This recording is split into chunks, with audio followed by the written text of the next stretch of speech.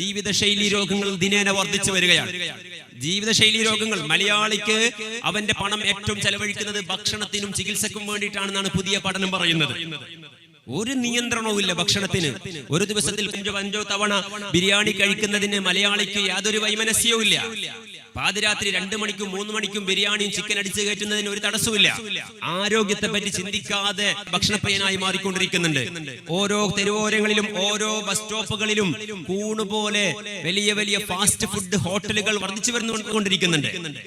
ഈ രീതിയിൽ ഇത്തരം സംസ്കാരത്തിന് അടിയപ്പെടുമ്പോൾ അവൻ രോഗത്തെ മാടി വിളിക്കുന്നു എന്നുള്ളത് മറന്നു പോകരുത്. അപ്പൊ അത്തരം ജീവിതശൈലി രോഗങ്ങൾക്കുള്ള പരിഹാരം വേണം.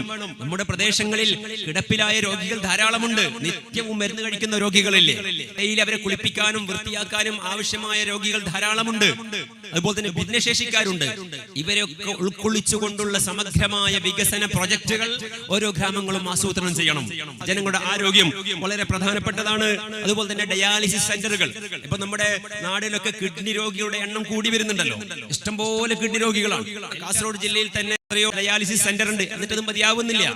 ആഴ്ചയിൽ 2-3 തവണ ഡയാലിസിസ് ചെയ്യുന്ന എത്ര രോഗികൾ നമുക്കറിയാം.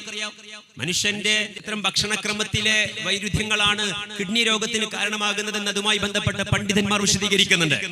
നമ്മൾ ശ്രദ്ധിക്കണം. ആരോഗ്യ മേഖലയിൽ ഡയാലിസിസ് സെന്ററുകൾ ഓരോ ഗ്രാമങ്ങളിലും ഇതിന് ആവശ്യമായി വരുന്ന സാഹചര്യമാണ്. അതുപോലെ തന്നെ ജീവിതശൈലി രോഗങ്ങൾ ചെക്ക് ചെയ്യാൻ പ്രഷറും ഷുഗറും കൊളസ്ട്രോളും യൂറിക് ആസിഡും ഒക്കെ ചെക്ക് ചെയ്യാനുള്ള സംവിധാനങ്ങൾ ഓരോ ഗ്രാമങ്ങളിലും വേണ്ടി വരും. ഇതൊക്കെ നമ്മൾ ശ്രദ്ധിക്കേണ്ടുന്ന വിഷയങ്ങളാണ്. നമ്മുടെ പ്രദേശത്തിന്റെ വികസനത്തിന് വേണ്ടി നമ്മൾ ആവുന്നതൊക്കെ നമ്മൾ ചെയ്യണം.